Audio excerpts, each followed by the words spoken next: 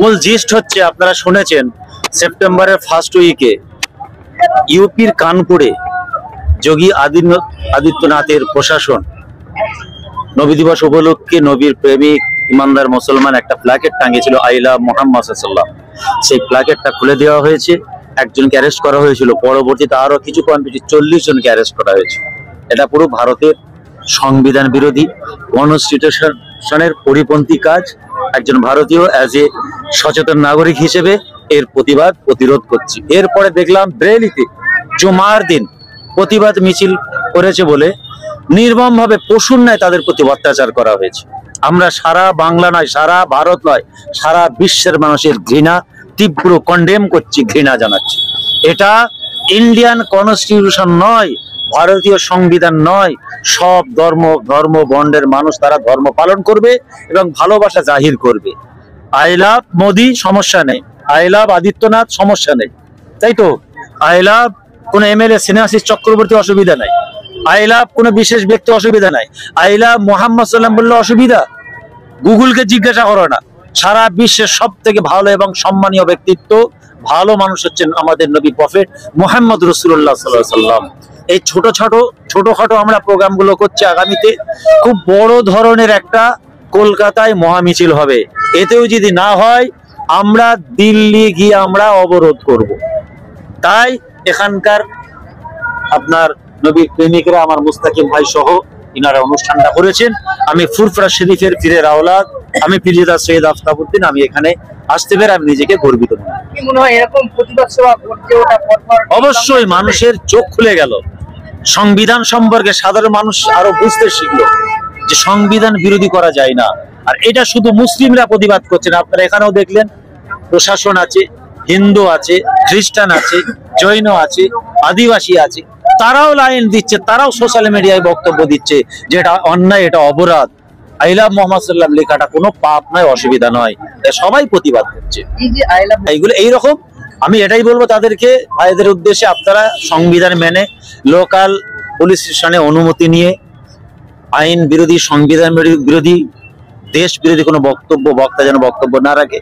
কোনো রাস্তাঘাট আটকে দিয়ে জ্যাম করে জনগণ, সাধারণ মানুষ চলাফেরা রাস্তা বন্ধ করে দিয়ে এরকম বিপদ করে যেন না করে। আলাদা কোনো ফাঁকা জায়গায় ব্যানার দিয়ে প্রশাসনকে জানিয়ে লিখিত অনুমতি নিয়ে তারা প্রোগ্রামগুলো করবে, এটা মনে হয়। নবী প্রেমিকদের বললো মসজিদে বেশি করে যাও, মিথ্যা কম বলো, হারাম কম খাও, সমাজের নোংরা রাজনীতির নামে গরিব শোষণ বন্ধ করো, রাজনৈতিক ঝান্ডা ধরে ইতিমের মেরে নেওয়া, সাধারণ মানুষের প্রতি অত্যাচার, এর দালালি খেয়ে ওর দালালি করা, সোশ্যাল মিডিয়ায় দেখছেন না কি ঘটছে। এইসব দালালি বন্ধ করে নবীর দালালি করো, সুন্নত রাসূলুল্লাহর মত কথা আদর্শের দালালি করুক, রাসূলুল্লাহর মদিনা ওয়ালার নীতি আদর্শ মোতাবেক চলুক, তাহলে আমাদের কাজ।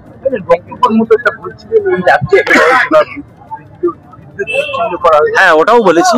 আসলে কি দেখুন, এত হাজার হাজার নয়, লক্ষ লক্ষ মানুষ যেভাবে রাস্তায় নেমেছে, এদের কিছু উপায় নেই।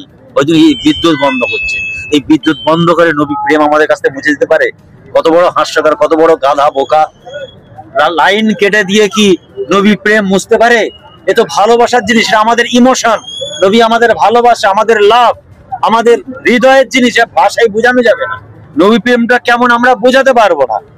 একটা তকবীরের ধ্বনিতে দেখেছেন তো, এইগুলো হচ্ছে সিমটম। যাই হোক, আমি চাই প্রকাশ্যে অন্যায় স্বীকার করুক, অপরাধ মেনে নিক, সব সমস্যা সমাধান। আপনি বললেন যে আগামীতে কলকাতার রাজপথে আপনি আপনার বড় সভা করবেন, আপনার ওয়াকআপের মতো এটাও ব্যর্থ হবে? অবশ্যই ব্যর্থ হবে না, ওটা চক্রান্ত করে বিভিন্ন ভাবে বন্ধ করা হয়েছে। তবে এটা বন্ধ হবে না, খুব শীঘ্রই ঘোষণা হবে। আপনার সোশ্যাল মিডিয়া ফলো করবেন, প্রত্যেকের এক্স হ্যান্ডেল আছে, আমাদের প্রত্যেকে ফলো করবেন। আমরা 1 মাস আগে থেকে প্রচার করব, আপনারা অবশ্যই যাবেন। যোগী পুলিশের এরকম আচরণ কি হবে? এটা নতুন। ধর্ষকদেরকে গলায় মালা দিয়ে জেল থেকে বার করছে, দেখেন না কি করছে ওখানে? মানুষের, সাধারণ গরিব মানুষের বাড়িগুলো বুলডোজার দিয়ে ভেঙে রাতারাতি সে ভাইরাল হয়ে গেল, বুলডোজার বাবা হয়ে গেল। বেরেলিতে জুম্মার দিন মারলো, মারার পরে বলছে ওরা জানে না কার রাজ চলছে, অতএব এদেরকে এমন শাস্তি দেবো 7 পিঢ়ি মনে রাখবে। দেখছেন, মানুষ ভোট ব্যাকসে এমন ভোট দেবে ওর 14 গোষ্ঠী মনে রাখবে।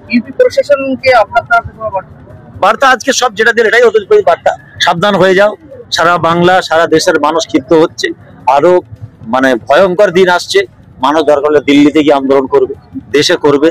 দিল্লি, কন্যাকুমারী, সারা ওয়ার্ল্ডে চলছে। যেমন ওয়াকাফ নিয়ে আমরা বলছি, এটা নিয়েও বলছি, ওটা কোনোদিন মেনে নেব না। কোনো রাজনৈতিক দল, কোনো ব্যক্তিত্ব তাকে সাপোর্ট করলে আমরা তার সঙ্গে নেই, আমরা তার সঙ্গে নেই। ওয়াকাফ আমাদের ভারতীয় সংবিধান রক্ষার জন্য, যেমন সিএ এর জন্য আমরা রাজপথে নেমেছিলাম, কে সিএ এর বিরুদ্ধে আমরা রাস্তায় নেমেছিলাম, ওটা আমাদের ভারতের সংবিধান রক্ষার্থে।